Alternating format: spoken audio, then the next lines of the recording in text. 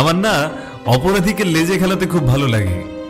অপরাধের প্রত্যেকটা পর্দা এক এক করে যখন তার সামনে উন্মোচন করি, তখন তার চেহারার অনুশোচনা দেখতে খুব ভালো লাগে।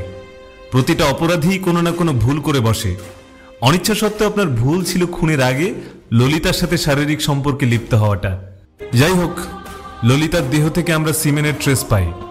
যদিও পানিতে ডুবে থাকার ফলে অ্যাকুরেট রেজাল্ট আমরা পাইনি, তবে সেই সিমেনের ডিএনএ টেস্টের রেজাল্ট আমার হাতে। আর এটা অনুযায়ী আপনার ডিএনএর সাথে অপরাধীর ডিএনএ 40% মিলে যাচ্ছে।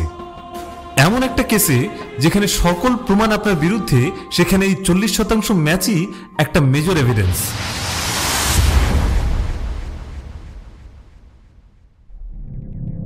ডাক্তার কহেন 20 নভেম্বর 2019 দুপুর 2:25 ফরেন্সিক এক্সপার্ট ডক্টর ইমতিয়াজ বললেন, রিপোর্ট দেখেছেন? ওসি সাহেব জবাব দিলেন, না, দেখব। তারপরও আপনিই বলুন কি কি তথ্য পেলেন।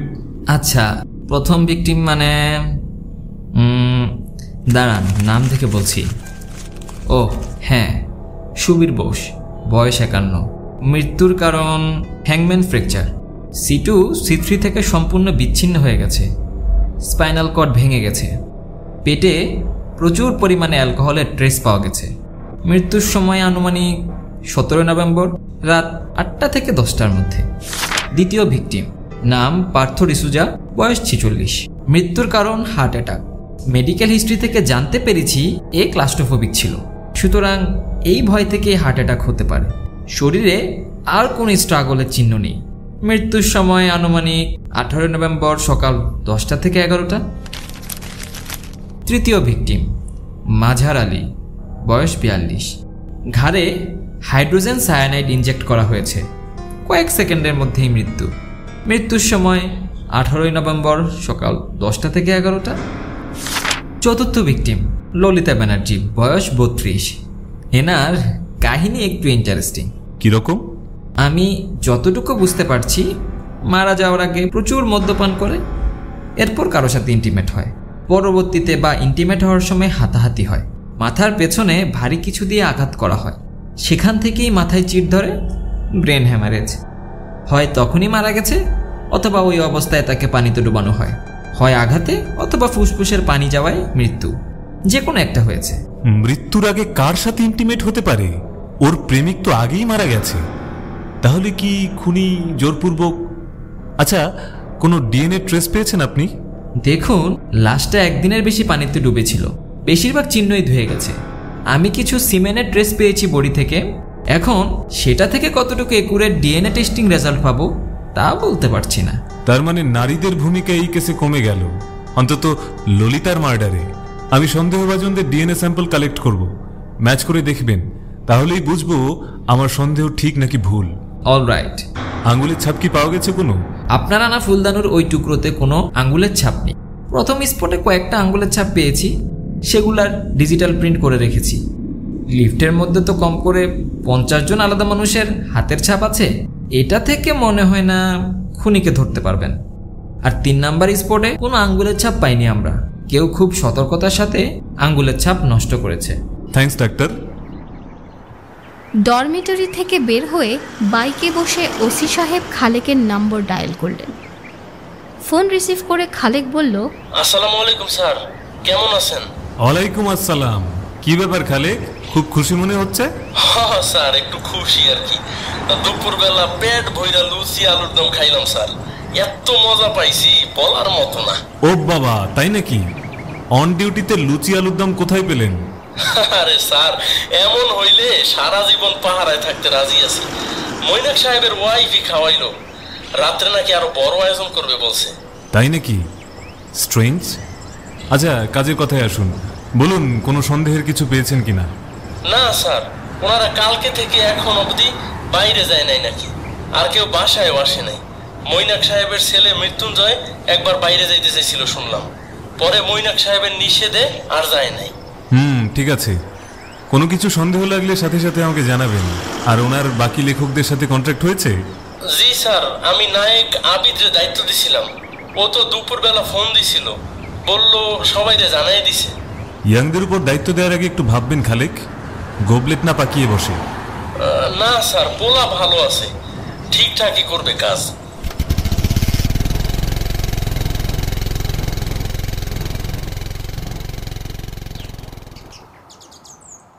রাহেলা, এক কাপ চা বানিয়ে দাও না।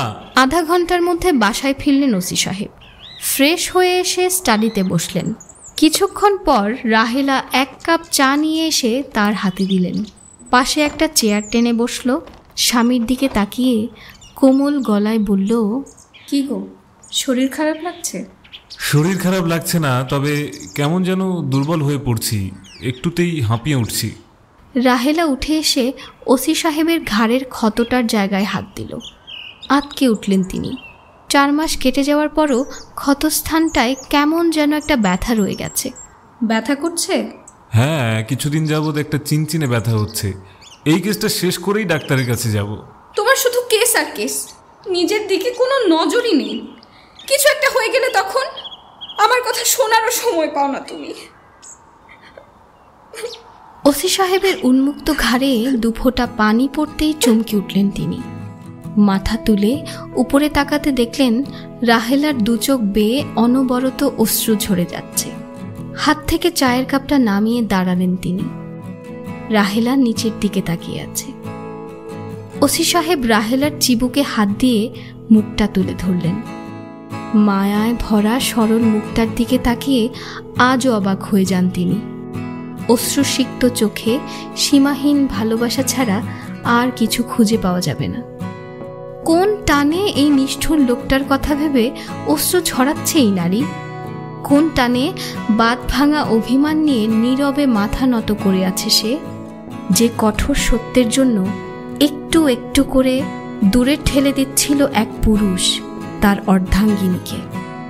আজ তারই চোখে অন্য এক দ্বিধাহীন, কোমল অথচ ইস্পাতের ন্যায় কঠিন সত্য খুঁজে পেয়ে সে কাছে টেনে নিল তার অর্ধাঙ্গিনীকে। আকুতি ভরা ঠোঁটের দিকে তাকিয়ে নিজেকে আর আটকে রাখতে পারলেন না অসীম সাহসী, দুনিয়ার ভার কাঁধে নিয়ে চলা হাসনাইন রহমান। হারিয়ে গেলেন তার প্রিয়তমার ঠোঁটের মায়ায়।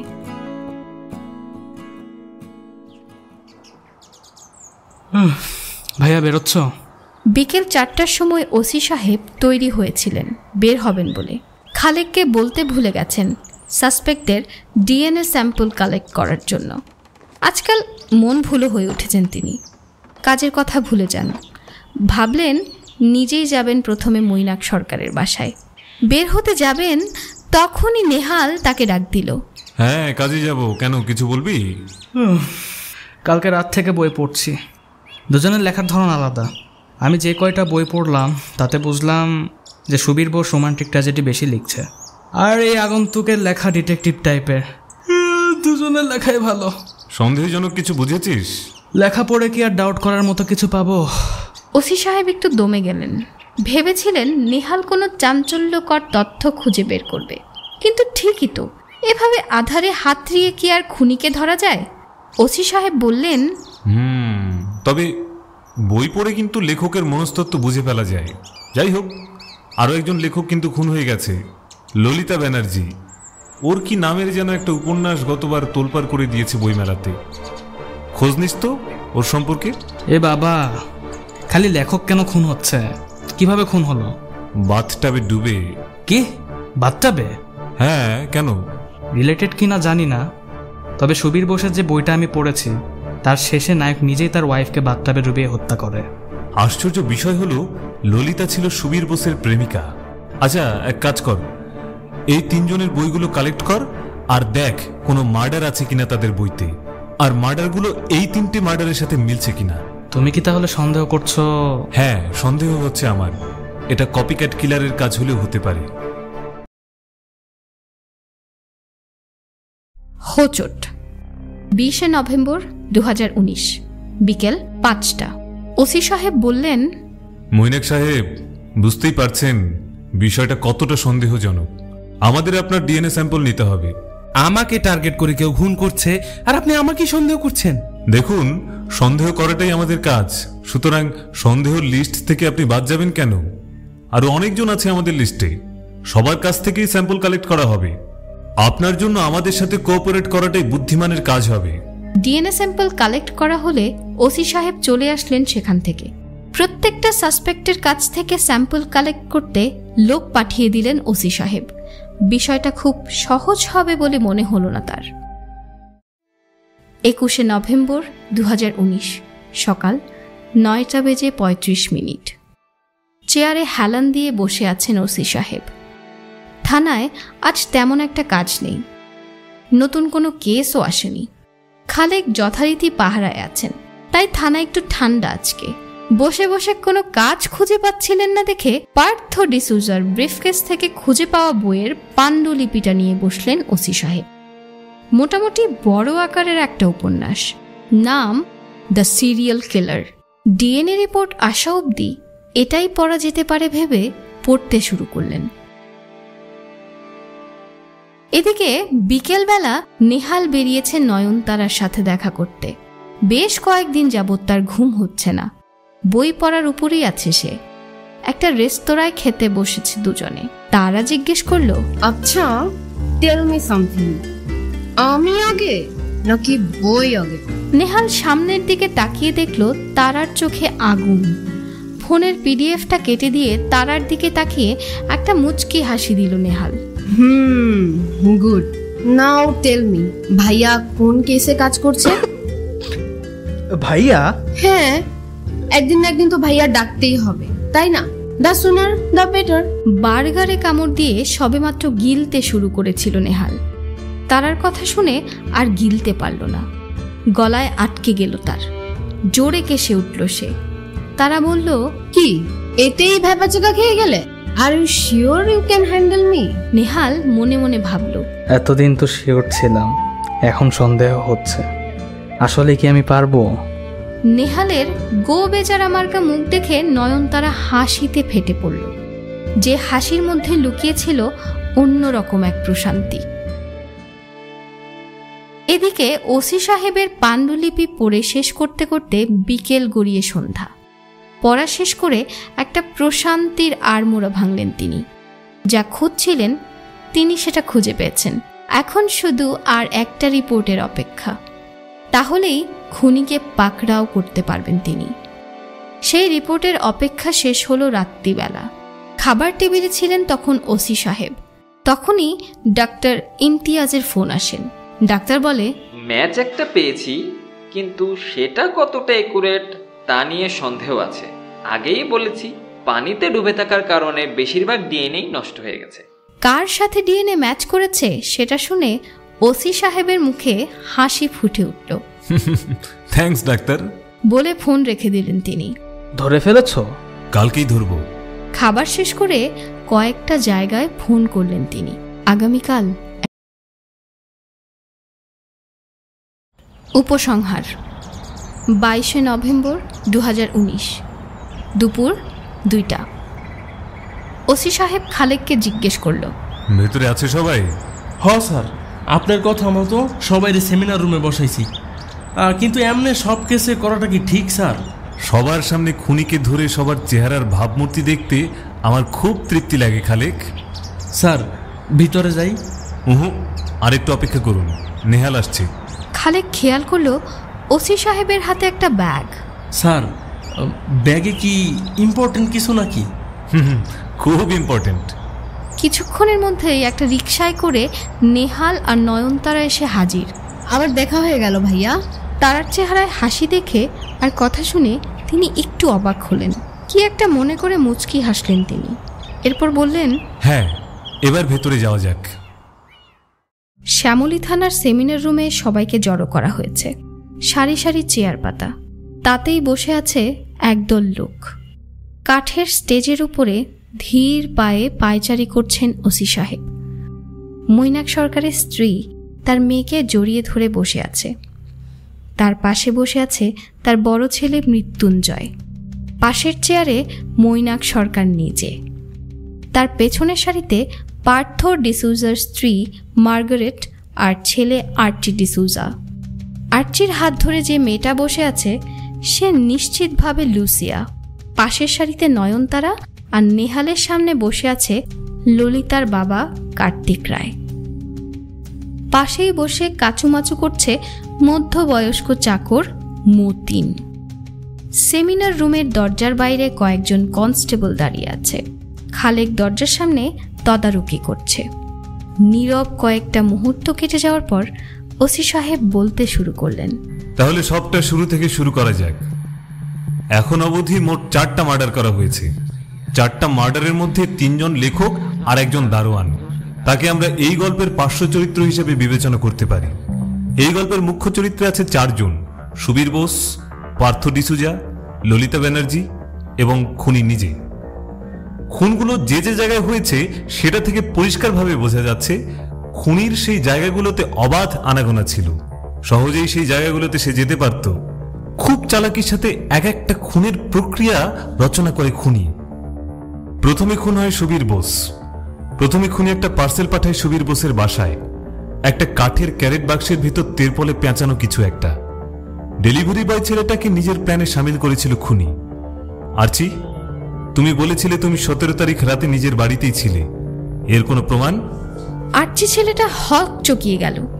তার থেকে আঙুল উঠবে সেটা সে কখনোই কল্পনা করেনি। সে বলল, আমি বাড়িতেই ছিলাম। সন্ধ্যার পর আমি বাইরে বেরোই না। মার্গারেট পছন্দ করতো না তাই। আপনি মার্গারেটকে জিজ্ঞাসা করুন, সে নিশ্চয়ই দেখেছে আমাকে বাসায়। ওসি সাহেব মার্গারেটের দিকে তাকালেন। মার্গারেট তাচ্ছিল্যের স্বরে বলল, আমি কি জানি, এমনিতে আর্চি বাবা ওর ঘরের দরজা বন্ধ করে থাকে। আমি কখনো দেখতে যাই না বাড়িতে কে আছে আর কি নেই। আমার কোনো দরকারই নেই জানার। এর জবাবে আর্চি কিছু না বললেও লুসিয়া নিজেকে ঠিক রাখতে পারল না। চেঁচিয়ে উঠে বলল, আপনি তো কোনোদিনই সত্যি কথা বলবেন না। আপনি তো এটাই চান যে আর্চি কোনোভাবে ফেসে যাক আর সব সম্পত্তির মালিক আপনি হয়ে যান, তাই তো? বাবার মৃত্যুতে তো আপনিই খুব খুশি হয়েছেন, এখন আর্চিকে ফাঁসাতে চাইছেন? কি বাজে কথা বলছো? বাজে কথা নয়। আপনি জেনে মোটেও খুশি হবেন না যে আপনি যে ছিচকে মাস্তান লাগিয়েছিলেন আর্চি আর লুসিয়ার পেছনে, তাদের প্রত্যেককে গ্রেফতার করা হয়েছে। আর আপনি যে আশা করছিলেন তা অন্তত আইনত কোনো দিনই সফল হবে না। মিস্টার ডিসুজা তার সম্পত্তি তার ছেলের নামে লিখে রেখে গেছেন। সুতরাং আপনার সব কষ্ট মাঠে মারা গেল। মার্গারেটের চেহারায় বিস্ময়, আতঙ্ক আর ঘৃণা একসাথে ফুটে উঠল। ওসি সাহেব বলে চললেন, যাই হোক, আসল কথায় আসি। খুনি আগে থেকেই সুবীর বোসের বাসায় উপস্থিত ছিল। দৈবক্রমে সেদিন দুপুরের আগের কোনো ফুটেজ আমরা উদ্ধার করতে পারিনি। তাই খুনি আসলে কে সেটা সিসিটিভি থেকে জানা সম্ভব না। সুবীর বোস মদ্যপান করত, আর এই বিষয়টার সুযোগ নেয় খুনি। খুনি সুবীর বোসকে প্রচুর পরিমাণ মদ পান করায়। মৈনাক বাবু, আপনি তো সেদিন ঢাকাতেই ছিলেন, রাইট? মৈনাক সরকার হাঁ সূচক মাথা নাড়ল। ওসি সাহেব বললেন, সেদিন রাতে এক পর্যায়ে সুবীর বোস মাতাল এবং দুর্বল হয়ে পড়লে খুনি গায়ের জোরে তার গলায় ফাঁস লাগায়। কিন্তু খুব সহজে তাকে ফাঁসি দেয় না খুনি। সে পার্সেলের বাক্স খোলে, তেরপলে পেঁচানো বরফখণ্ড বের করে। বরফখণ্ডের উপর সে চেয়ারটা বসায়। এরপর চেয়ারের উপর দাঁড় করিয়ে ঝুলিয়ে দেয় সুবীর বোসকে। মাতাল অবস্থাতে নিজের সাথে কি হচ্ছিল সেটা টেরই পায়নি সুবীর বোস। সম্ভবত খুনি নিজে বসে বসে বরফ গলার দৃশ্য উপভোগ করছিল। বরফ গলতে থাকে আর ধীরে ধীরে গলায় ফাঁসের চাপ বাড়তে থাকে। এক পর্যায়ে চেয়ার উল্টে পড়ে যায় আর স্পাইনাল কর্ড ভেঙে মারা যায় সুবীর বোস।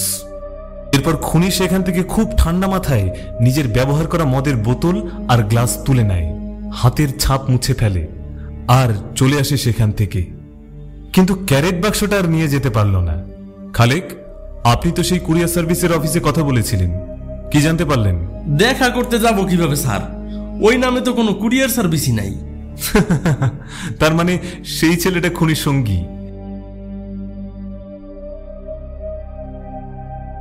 যাই হোক, আশা করছি এই পর্যন্ত সবাই সব বুঝতে পেরেছেন। এরপর আসি দ্বিতীয় খুনি। খুনি এটা জানতো যে পার্থ ডিসুজা একজন ক্লাস্ট্রোফোবিক ছিলেন। বন্ধ জায়গায় সে একা থাকতে পারতেন না, দম বন্ধ হয়ে আসতো তার। খুনি এই সুযোগটাই নেয়। বিল্ডিং এর দারোয়ানকে হাত করে সে। এরপর পার্থ ডিসুজার সাথে একসাথে লিফটে ওঠে খুনি। প্ল্যান মোতাবেক দারোয়ান মাজহার লিফটের পাওয়ার কানেকশন কেটে দেয়, ফলে বন্ধ হয়ে যায় লিফট। অন্ধকার লিফটে ধুকতে ধুকতে মারা যায় পার্থ ডিসুজা। এরপর লিফটের উপর নেমে ভেন্টিলেটর ওপেন করে মাজহার, খুনিকে সেখান থেকে উদ্ধার করার জন্য। কিন্তু খুনি তাকেই দুনিয়া থেকে বিদায় করে দেয়। আসলে খুনি কোনো সাক্ষী রাখতে চাচ্ছিল না, তাই সেই লিফটের উপরে বসেই তার পার্টনার ইন ক্রাইমের গলায় বিষ ইনজেক্ট করে খুন করে। এরপর সেখান থেকে পালিয়ে যায় সে। যেহেতু সিসিটিভি ক্যামেরা আগে থেকেই বন্ধ করে দিয়েছিল সে, তাই সেখান থেকেও আমরা কিছু পাইনি। সেদিনও তো আপনি ঢাকায় ছিলেন, তাই না মৈনাক বাবু? হ্যাঁ, মানে না না না না না, আমি ঢাকায় ছিলাম না। ওই আমি তো বিয়ে অ্যাটেন্ড করতে গিয়েছিলাম মুন্সিগঞ্জে। রাইট। তৃতীয় খুন হয় ললিতা। ললিতা ব্যানার্জিকে খুন করার আগেও তাকে মদ্যপান করে মাতাল করে নেয় খুনি। এরপর তার সাথে ঘনিষ্ঠ হয় সে, সম্ভবত জোরপূর্বক। স্বইচ্ছায় হতে পারে। খোঁজ নিয়ে জানতে পারি এই মহিলার স্বভাব তেমন একটা সুবিধার ছিল না। তার বাসা থেকেও আমরা এমন এমন জিনিস উদ্ধার করেছি যার দ্বারা তার এই খারাপ চরিত্রের পূর্ণাঙ্গ পরিচয় পাওয়া যায়। সেদিন এক পর্যায়ে হাতাহাতি হয় খুনি ও তার মধ্যে, আর তখনই একটা ফুলদানি দিয়ে ললিতার মাথায় আঘাত করে খুনি। সেখানেই কনকাশন হয়। এরপর খুনি ললিতার দেহটাকে তুলে বাথরুমে নিয়ে যায়। ফ্লোরে রক্তের ছাপ পড়তে থাকে। বাথটাবের ভিতরে ললিতাকে রেখে কল চালিয়ে দেয় খুনি। এখানে একটা কনফিউশন রয়ে গেছে আমার। হয়তো ললিতা তখনও বেঁচে ছিল, তাই খুনি তাকে বাথটাবের পানির ভেতরে ডুবিয়ে খুন করে। এরপর খুনি বসার ঘরে ফিরে আসে। মাটি থেকে ফুলদানির প্রতিটা টুকরো তুলে নেয়। একটা টুকরো সেখানে দৈবক্রমে রয়ে যায়। সেটাই খুঁজে পেয়েছিলাম আমি। সম্ভবত হাতের ছাপ মেটানোর জন্যই সবগুলো টুকরো খুঁজছিল খুনি। দুর্ভাগ্যবশত আমি যেটা খুঁজে পেয়েছিলাম সেটাতে কোনো হাতের ছাপ ছিল না। যাই হোক, খুনি এরপর ললিতার ফ্ল্যাটের চাবি দিয়ে বাইরে থেকে ফ্ল্যাট বন্ধ করে চলে যায় সেখান থেকে।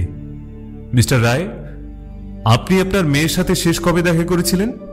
না, আমার মনে নেই, অনেক বছর হবে হয়তো। ও, তাহলে আপনি বলতে চাইছেন আপনার সাথে কিছুদিন আগে আপনার মেয়ের দেখা হয়নি? না। খুনের দিন সকালেও না? মিস্টার রায়, আপনার হাতে যে লাঠিটা রয়েছে সেটার নিচে খুব সহজেই ধুলো আটকে যায়, আর সাদা ফ্লোরে খুব সহজেই সেটা দাগ পড়ে থাকে। কি বলতে চাইছেন আপনি?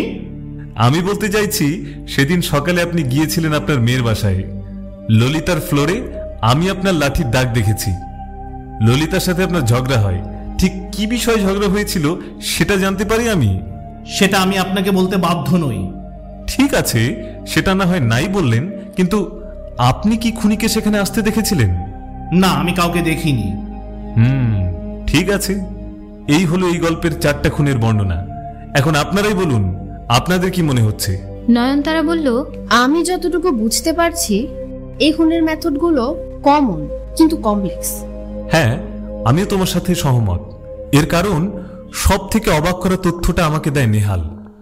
নেহাল সুবীর বোসের বই পড়ে আমাকে জানায় যে তার একটা বইয়ের কাহিনী শেষে নায়ক তার প্রেমিকাকে নিজ হাতে বাথটাবে ডুবিয়ে হত্যা করে, আর এই সুবীর বোসের নিজের প্রেমিকাকেই বাথটাবের ভেতর ডুবিয়ে হত্যা করা হয়েছে। তখনই আমি এই কানেকশনটা ধরতে পারি। ফলে আমি আর নেহাল এই 3 জনের বই নিয়েই ঘাটাঘাটি করা শুরু করি। নেহাল আর কিছু খুঁজে না পেলেও আমি ঠিকই খুঁজে পাই আরো একটা মারাত্মক তথ্য। ওসি সাহেব এবারে স্টেজের উপরে রাখা একটা কালো ব্যাগ থেকে এক গাদা কাগজ বের করে বলল, পার্থ ডিসুজার ব্রিফকেস থেকে এই উপন্যাসের পাণ্ডুলিপি উদ্ধার করেছিলাম আমরা। উপন্যাসটা পড়ি আমি, আর সেখানেই এই বাকি 2টো খুন করার মেথড খুঁজে পাই। উপন্যাসটা একটা সিরিয়াল কিলারকে নিয়ে লেখা। অ্যাবিউজের শিকার হয়ে পরবর্তীতে মানসিক রোগীতে পরিণত হয় অঞ্জন নামের এক যুবক। একে একে খুন করা শুরু করে তার অফিসের প্রত্যেকটা এমপ্লয়িকে। এর মধ্যে একজনকে সে খুন করে ফাঁসিতে ঝুলিয়ে, আর অপর একজনকে খুন করে বন্ধ লিফটে ব্লেড দিয়ে গলা কেটে। বোঝাই যাচ্ছে আমাদের খুনি এই উপন্যাসটা থেকে এই খুন করার পদ্ধতিগুলো সিলেক্ট করে নিজের মতো করে সেটাকে ব্যবহার করেছে। এক কথায় বলা যায় সে একজন কপি ক্যাট কিলার। নেহাল জিজ্ঞেস করলো, সবই তো বুঝলাম ভাইয়া, কিন্তু কে খুন করেছে সেটা কি তুমি জানো? এতদিনে তো তোর বুঝে যাওয়ার কথা নেহাল। সবটা নিশ্চিত না হয়ে আমি কোনো কেসের রহস্য খোলাসা করি না। নেহাল একটা প্রশান্তির হাসি হাসলো। এ কারণেই তো সে সবকিছু বাদ দিয়ে তার ভাইয়ার কাছে পড়ে আছে। রোমাঞ্চের খোরাক যেখানে পাওয়া যাচ্ছে সেখান থেকে কি আর কারো চলে যেতে ইচ্ছে করে? সে বলল, আচ্ছা তাহলে বলেই দাও খুনিকে। খুনি হচ্ছে আমাদের মৈনাক বাবু। স্যার, আপনি এসব কি বলছেন? ও কিভাবে খুন করবে? ও তো ঢাকাতে। মৈনাক সরকার হাত তুলে তার স্ত্রীকে থামিয়ে দিলেন। চেয়ার ছেড়ে তিনি উঠে দাঁড়ালেন। খালেক সতর্ক হয়ে গেছে। এক হাত চলে গেছে তার গান হোল্ডারে। মৈনাক সরকার খালেকের দিকে এগিয়ে গেল। খালেক গান হোল্ডারের বুতাম খুলল। মৈনাক সরকার তাকে অবাক করে দিয়ে বলল, গ্যাস লাইট হবে? খালেক ওসি সাহেবের দিকে তাকালো। তিনি মাথা নাড়িয়ে সম্মতি জানালেন। খালেক পকেট থেকে গ্যাস লাইট বের করে মৈনাক সরকারের হাতে দিল। ধীর পায়ে ফিরে এসে আবার নিজের জায়গায় বসে পড়লেন মৈনাক সরকার। পকেট থেকে সিগারেট বের করে ধরালেন। সিগারেটে একটা টান দিয়ে পায়ের উপর পা তুলে সামনে দাঁড়িয়ে থাকা ওসি সাহেবকে উদ্দেশ্য করে বললেন, তো আপনি বলছেন যে খুন আমি করেছি, রাইট? আমার মোটিভ কি? আপনার তো খুব গুরুতর একটা মোটিভ ছিল মৈনাক সাহেব। এক্স্যাক্টলি কি সেটা? আপনার মনে আছে আপনার সাথে প্রথম যেদিন কথা হয়েছিল সেদিন আপনি কি বলেছিলেন? কত কথাই তো বলেছি, আপনি কোনটার কথা বলছেন? আপনি বলেছিলেন আপনি ব্যবসায়ী মানুষ, অন্য বিষয়গুলো বড় করে দেখলে আপনার চলবে না। হ্যাঁ বলেছিলাম। ভুল বলেছি নাকি? না, মোটেও ভুল বলেননি, বরং খুব বেশি সঠিক কথা বলে ফেলেছেন। মানে? একজন ব্যবসায়ীর মূল লক্ষ্য হলো অর্থ উপার্জন। যেভাবেই হোক তার মূল উদ্দেশ্য থাকে টাকা কিভাবে বাড়ানো যায়। আপনার সাথে ললিতা আর সুবীরের খুব ঘনিষ্ঠ সম্পর্ক ছিল। আপনি খুব ভালোভাবেই জানতেন তাদের চরিত্র সম্পর্কে। কি বলতে চান আপনি? আপনি জানতেন হাজারবার বললেও ললিতা নিজের উপন্যাসের কাহিনী কখনো বিক্রি করবে না। তার টাকার কোনো লোভ নেই। এদিকে একটার পর একটা দামি দামি অফার আপনার চোখের সামনে থেকে চলে যাচ্ছিল। আপনি কিছুই করতে পারছিলেন না, কারণ ললিতা আপনাকে অনুমতি দেয়নি। বাজে কথা, একটা কথাও সত্যি না। আপনার শেষ চেষ্টাও যখন সফল হলো না, তখন আপনি সুবীরকে হাত করলেন। তাকে দিয়েও অনেকভাবে বোঝানোর চেষ্টা করলেন, কিন্তু সফল হলেন না। তাদের মধ্যে ঝগড়া হলো। সুবীরের সাথেও ললিতা সম্পর্ক নষ্ট হয়ে গেল, আর আপনার শেষ সুযোগটাও হাতছাড়া হয়ে গেল।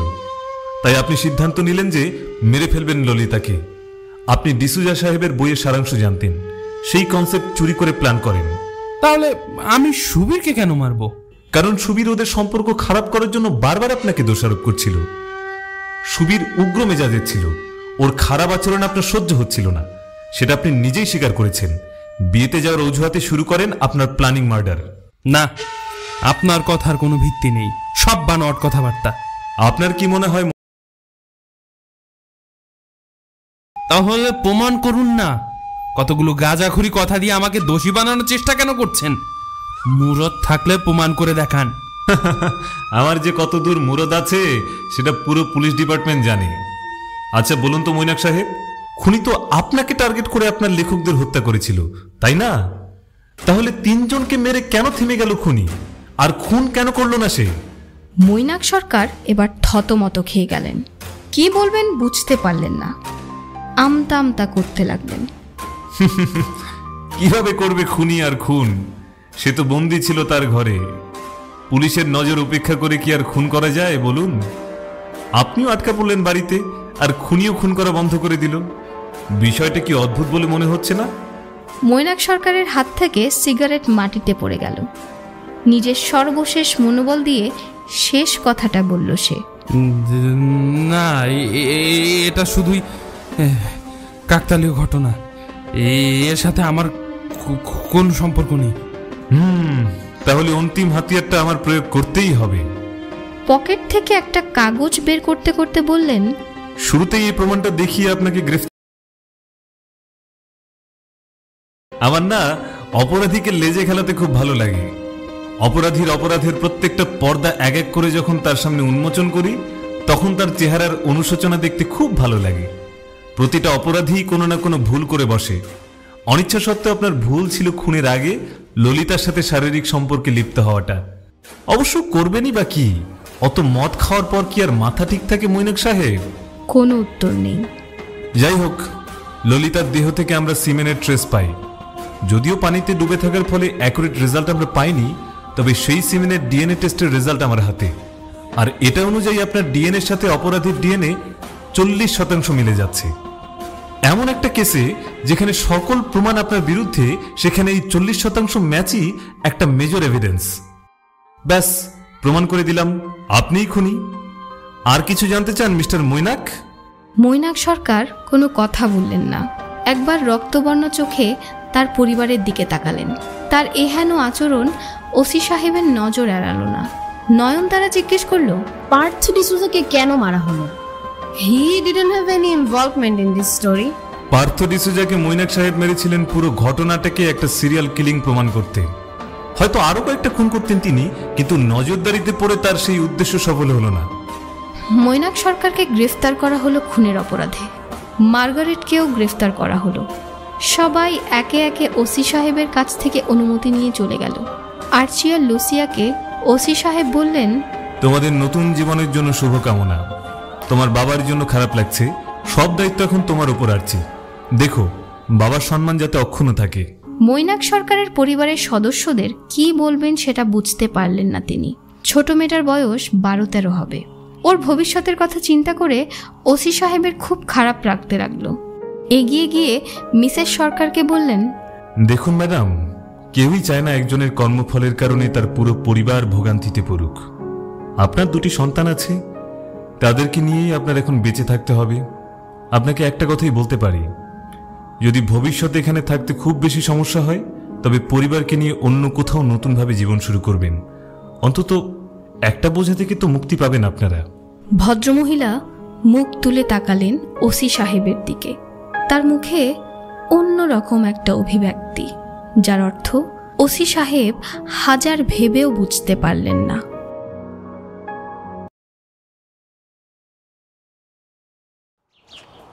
একটা চিঠি, 28শে নভেম্বর 2019, সকাল 8:30। ঘুম থেকে উঠতে না উঠতেই রাহেলা একটা চিঠি নিয়ে হাজির। ওসি সাহেবের হাতে চিঠিটা দিয়ে বলল, এই দেখো না, কে যেন চিঠি লিখেছে। চিঠি হাতে দিতে দিতে ওসি সাহেব রাহেলার হাত টেনে ধরল, নিজের কাছে টেনে আনতে চেষ্টা করল। রাহেলা এক ঝটকায় হাত ছাড়িয়ে নিল। ছাড়ো, ছুটি নিয়েছো এসব করার জন্য না? পিটিয়ে তক্তা বানিয়ে ফেল। এদিকে আমার কত কিছু গোছগাছ করা বাকি, আর উনি রোম্যান্টিক হচ্ছেন। বকবক করতে করতে চলে যায় রাহেলা। ওসি সাহেব হাসতে হাসতে তাকায় চিঠিটার দিকে। খামের উপর লেখা নামটা দেখে বেশ অবাক হয়ে যান তিনি। এই মানুষের কাছ থেকে চিঠি পাবেন তা কোনোদিন ভাবতে পারেনি তিনি। চিঠি খুলে পড়তে শুরু করলেন তিনি। নমস্কার স্যার, আপনি বলেছিলেন মুক্তি পাওয়ার জন্য অন্য কোথাও চলে যেতে, কিন্তু চলে গেলেই কি সব বোঝা থেকে মুক্তি পাওয়া যায়? সব বাঁধন, সব দায়িত্ব, সব সত্য থেকে কি দৌড়ে পালিয়ে বাঁচা যায়? সত্য কিন্তু সব মিথ্যাকে একটা না একটা সময় জাপটে ধরবেই। আমার স্বামী খুব খারাপ একটা মানুষ, একটা পাষাণ, একটা অত্যাচারী পশু। তার মধ্যে মনুষ্যত্ব বলতে কিচ্ছু নেই। অল্প বয়সে আমাকে বিয়ে করে এনে আমার উপর যে অত্যাচারগুলো করেছে তা আমি কোনো দিন কাউকে বলতে পারিনি। মুখ বুজে সব সহ্য করে গেছি, কারণ অল্প বয়সেই এই মানুষটাকে ভালোবেসেছিলাম। আর সে আমার স্বামী, আমার সংস্কার, আমার ধর্ম আমাকে শিখিয়েছে তাকে ভালোবাসতে। যতই অত্যাচার করত আমি তাকে আরো কাছে টেনে নিতাম, আরো ভালোবাসতাম। ভগবান আমার কথা শুনেছিল। আমাদের কার্তিক আর লক্ষ্মীর মতো 2 বাচ্চা হয়। খুব ভালোবাসতো আমার ছেলেকে আমার স্বামী, খুব। অন্তরের সব ভালোবাসা ঢেলে দিলেও যেন ফুরোবে না। কিন্তু অপত্য স্নেহ যে এমন বিষাক্ত হয়ে যেতে পারে তা কোনো দিনই ভাবিনি। ছেলের বয়স যখন 7, তখন থেকে আমার স্বামীর ব্যবহার পাল্টে যায়। পুরনো নেশা নতুন করে ধরে সে। অত্যাচারের মাত্রা আগের চেয়ে আরো 1000 গুণে বেড়ে যায়। এই অত্যাচার থেকে আমার ছেলেও বাদ যায়নি। বাড়ি ফিরেই কোন ব্যর্থতার কারণে যে সে এমন আচরণ করত তা প্রথমে বুঝতে পারিনি আমি। পরে বুঝতে পারি ললিতা নামের একটা মেয়ের প্রেমে পাগল হয়ে এসে ঘুরছে, আর তার সান্নিধ্য না পেয়ে ব্যর্থতার রাগ ঝাড়ত সে আমার ছেলেটার উপর। বাবার কাছ থেকে স্নেহ পেয়ে অভ্যস্ত আমার ছেলে 1000 বার চেষ্টা করেছে বাবার কাছাকাছি আসার, আর প্রতিবার প্রতিদান হিসেবে অমানবিক অত্যাচার পেয়েছে ও। মৃত্যুঞ্জয়কে বাথরুমে আটকে রাখত দিনের পর দিন, বেল্ট দিয়ে মারত, বুকের উপর উঠে আমার ছেলেটার গালে একটার পর একটা থাপ্পড় ঘুষি মারত।